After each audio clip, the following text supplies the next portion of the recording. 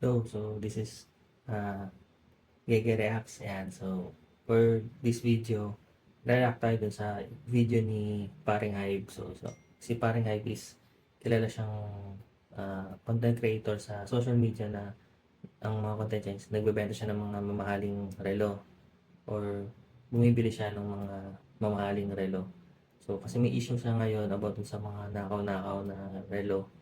Kaya ngayon, react tayo dun sa videos na in-upload niya tungkol dun nga sa mga nakaw na relo. Okay. So, panoorin natin yung video niya.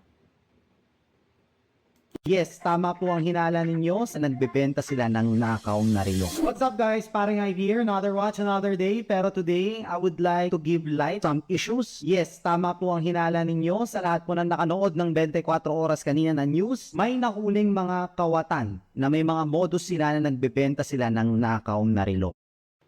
Oh, yun. So, nabalita na pala sa 24 oras ng mga nagnanakaw ng relo yung about dito sa issue niya. So, bali, in-explain lang niya dito kung ano ba yung nangyari dun sa, sa nakaw na relo. So here's the video of the 24 oras na news kanina sa GMA. Sa mga hindi nakanood, panoorin nyo to. Nasa kote ang dalawang nagtangkaraw magbenta ng luxury watches na nakaw umano. Milyong-milyong pisong halaga raw ng mga relo ang tinakay ng mga suspect mula po sa isang seller gamit ang checking kalaunay tumalbog. Nakatutok si John Consulta. Sa loob ng isang mall sa San Juan, inaresto ng NBI Cybercrime Division ang babae at lalaking ito. Nagtangka umano sila magbenta ng dalawang nakaw umanong luxury watches na nagkakahalaga ng mahigit 1 milyong piso. Grabe, no? Tayo, relo pala. Relo pala, pambili na ng bahay. Grabe. Tag 1 million isa. So, dalawa. So, 2 million no? Worth. Ninakaw nila. Grabe. Nakaingit sana magkaroon daw ng ganyang daro. Nakaingit na sana magkaroon din ako ng ganyang relo. Tuloy natin. Ayon sa NBI, natangay ng mga scammer ang 6 na luxury watch na may kabuang halaga na 4.2 million pesos sa isang seller matapos palabasing nakapagbayad na sila kahit hindi pa talaga. Depensa ng isa sa mga nahuli. Wala naman talaga kaming kasalanan. Hindi talaga namin alam. Mamatay na napag-utusan lang. So, Ayun. So, yung nagbenta, wala daw alam. Napag-utusan lang daw. Actually, may may story ako dyan tungkol dyan sa nakaw niya na benta, tsaka binili. Yung lola ko, before, may nagbenta sa kanya ng dalawang sakong bigas. Dahil galing daw probinsya, ngayon pinapabenta daw dun sa nagbebenta sa kanya. Hindi, tiwala din naman siya. So, binili niya yung dalawang sakong bigas. Tapos, after 1 or 2 hours, may pumunta sa bahay. May kasamang pulis. Ayun, sinama yung lola ko sa police station dahil nga daw yung binili nilang bigas inakaw. So, ang nangyari, yung bigas binalik, tapos yung lola ko nagbayad pa siya ng penalties para hindi na lang matuloy yung kaso kasi balak nga silang kasuhan dahil dawit siya. So, ano talaga yon, may batas talaga na hindi ka pwedeng bumili ng nakaw kahit di mo alam na nakaw yun. Kasi dawit ka talaga dun kapag napatunayan na nakaw yung binili mo tapos ikaw yung nakabili. Tsaka syempre yung napag-utusan, kung di rin niya alam na nakaw pala yung pinapabenta sa kanya, dawit din siya dun. Kaya yun, hindi mo pwedeng idahilan na di mo alam dahil talagang yung mangyayari talaga kayo unless magkaroon kayo ng agreement nung nanakawan, tapos ituturo nyo na lang kung sino yung nagnakaw. Nga lang, di ba, nawalan ka na, nagbayad ka pa, sayang. Tuloy na.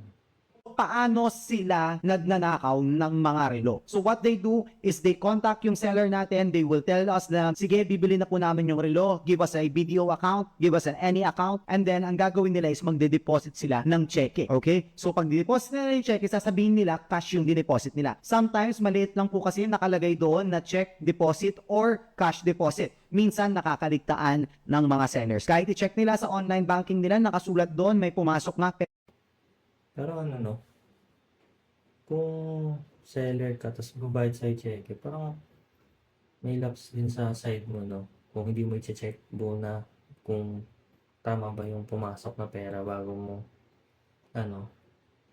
mo ibigay yung item, or tama ba yung nakasulat dun sa cheque bago mo ibigay yung item. Parang ang weird.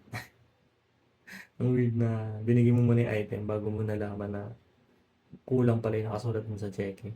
Diba? Pero nasa current balance, so wala pa siya dun sa available balance, and doon nagka-capitalize itong mga kawatan natin na pag nakaligtaan mo lang yon, isibibigay mo na yung relo, assuming mo na syempre fully paid na at pumasok na sa account mo, pero kinabukasan tatalbog yung cheque and mawawala na lang bigla sa inyong bank. So yun yung pinaka-modus nila. So what happened is, mga nagbebenta ng nakaw na relo is they tried to come to Gentry Timepieces and sell to us a stolen watch or nakaw nga na relo. So it happens na andun ako sa shop noon, yung nangyari ito. Yung buti na lang nandun siya. Naagapan. Kung hindi, mangyayari nito kung nabili nila yung relo, tapos nakaw pala, kawawa pa yung negosyo niya. Diba? Mura nga nila nabili. Kaso, kawawa naman yung negosyo niya. Sayang. Pumasok yung babae na nagbebenta ng nakaw na relo and pinakita agad sa akin. We think na parang may mali dito sa relo na binibenta kasi sobrang mura nila binibenta. Ayun, di ba? Kasi nakaw nga eh. So, kailangan nila agad i-dispose yung item. Kasi kung hindi nila agad i-dispose yun, possible na ma-detect pa na nasa kanila yung item. So, as much as possible, kailangan ma-dispose na nila yun. Siyempre, paano? Kailangan mura. Diba? Malata mo, nanakaw lang yun. Pag sobrang mura. Kasi kung nabili mo yun ng 1 milyon, papayag ka ba na bebenta mo lang yun ng 100,000? Di ba hindi? So, kailangan bebenta mo rin siya ng medyo malapit-lapit dun sa 1 milyon. Or lagpas pa, depende, di ba? Pero kung mura, tapos tag 1 milyon yun, eh magtaka ka na. Dahil, ibig sabihin, minamadali niya nang i-dispose yung item kasi nakakaw. Ayan. They're not even asking to hide. So what I did is I went to our group chat ng mga legitimate na watch traders and resellers and mga dealers dito sa Pilipinas, and pinost ko if anyone was losing a stolen or has anyone had their watches stolen recently. Isa doon sa mga resellers ay nag-PM agad sa akin and sinabi, brother, akin yan. Yan din maganda kapag ka nagre-negosyo ka talaga. Maganda talaga may mga connection ka sa ibang kapwa mo negosyante, kasi pwede kayo magtulungan kapag ka may something, di ba, or may problema. Tulad nito, na-inform niya or nahanap niya agad kung sino dahil may connection sila eh. So, ang galing. Okay yung ginawa niya. Told me na tinutugis na ng NBI itong mga salarin na ito, and not only that is may mga entrapment missions na sila previously na hindi lang naging successful dahil nakawala itong mga kawatan. Ngayon, ang nangyari is sinabi ko, I will stall them as much as we can until the NBI group came and showed up with the media, and ayun na, inaresto nila itong mga salarin na ito. So their claim is hindi nila alam na nakaw pala, pinapabenta lang ng kaibigan nila, so on and so forth. Yung mga usual na mga alibi, of course. Usual alibay talaga yun. Kasi, may magdanako bang umamin agad? Sabi nila hindi nila alam. Pero, hindi kasi pwede yun eh. Hindi talaga pwede yun i-dahilan na di mo alam. Dahil, unang-una bago ka dapat din magbenta, siguraduhin mo rin muna kung saan galing yung binibenta mo. Dahil, yun nga, pwede ka rin mapahamak, diba? Kung, bibenta mo yung bagay na may sabit. Damay ka pa, sayang lang, hindi ka pa kumita. Nakulong ka pa. So tayo naman, wala naman tayo sa posisyon para sabihin kung totoo yung sinasabi nila o hindi. But all we did is makipag-ugnayan sa NBI, and sure enough, nahuli nga itong mga ito. Kaya this is my statement to everyone, yung mga kawatan dyan. Ayan, so, yun na. Medyo na tapos na natin yung video. So, yun nga.